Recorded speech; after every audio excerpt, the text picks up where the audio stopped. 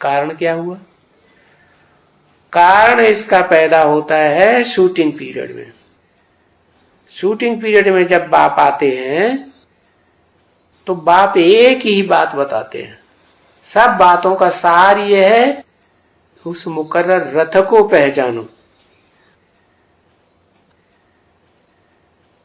उसको पहचान लिया तो जैसे भगवान को पहचान लिया। तो वो नहीं पहचान पाते, ध्यान नहीं देते उस वक्त, तो नजदीक भी जा पाएंगे? फिर नजदीक भी नहीं आ पाते और शूटिंग हो जाती है। जो यहां नजदीक रहते वो वहां भी नजदीक रहते, जो यहां दुश्मनी कर लेते वो वहां भी दुश्मनी करेंगे। दुश्मनी तो करेंगे, लेकिन फिर जीत और हार क्या होगी? पावर के आधार पर जीत और हार होगी या दुश्मनी करने मात्र से ही जीत हार हो जाएगी? है पावर के आधार पर। तो पावर किसको ज्यादा मिलती है? पावर तो जो मुकर्रर रहता है, जिसमें शिव बाप प्रवेश करता है, उसी को पावर ज्यादा मिलेगी ना। बाकी फिर नंबर बार जो जितने कनेक्शन में आएंगे उनको उतनी पर पावर मिलती है। और कनेक्शन में आने वाली बात भी ये है, कोई तो ऊपर ऊपर कनेक्शन में आते हैं, दैहिक रूप से कनेक्शन में है, अंदर से खार खाए बैठे हैं।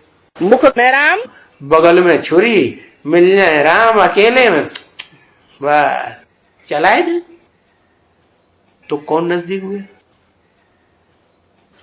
जो दिल से नजदीक हैं वो नजदीक हुए, या जो देह से नजदीक हैं वो नजदीक हुए? दिल से नजदीक है वो नजदीक हुए ना।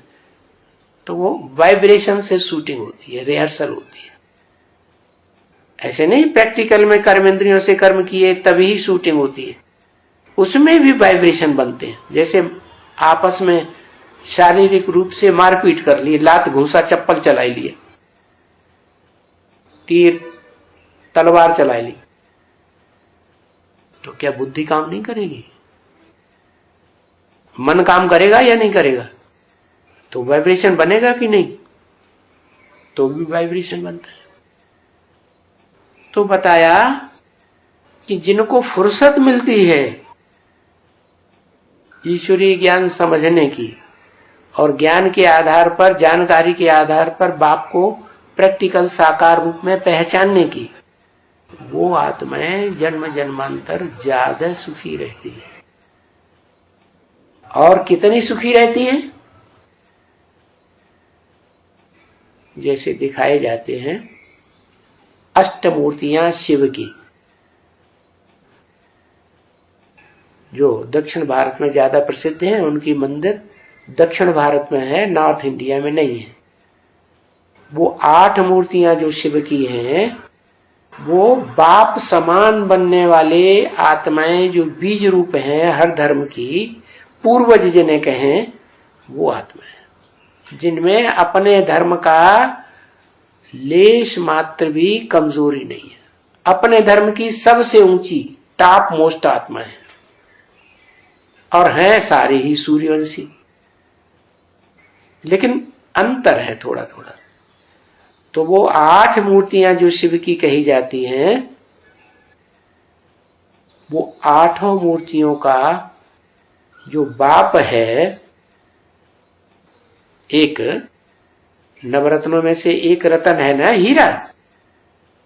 तो जो मुकर्रर रथधारी है, लौकिक दुनिया में भी बाप जो हैं जितनी मेहनत करते हैं, जिंदगी भर कमाई करते हैं, धंधा धोरी करते हैं, तो जो कुछ भी कमाई करते हैं वो किसके लिए करते हैं? बाल बच्चों के लिए करते हैं ना। तो ऐसे ही ये परंपरा कहां से शुरू हुई है?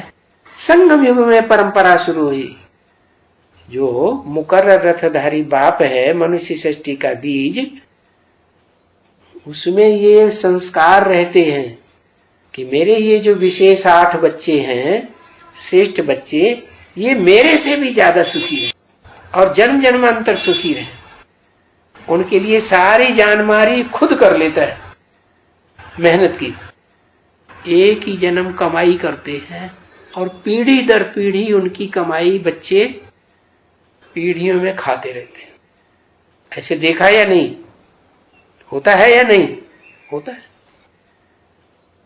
तो देखो वो नजदीक रहने वाले कितने सुख में रहते हैं, जो सदा सहयोगी है, और जो दूर चले जाते हैं, मन से भी दूर चले जाते हैं, तन से भी दूर चले जाते हैं, वो फिर कितने दुखी होते होंगे। तो यही बताया। अभी कहते हैं हमें फुर्सत नहीं, तो नजदीक आने की फुर्सत रहेगी? नजदीक नहीं आ पाएंगे।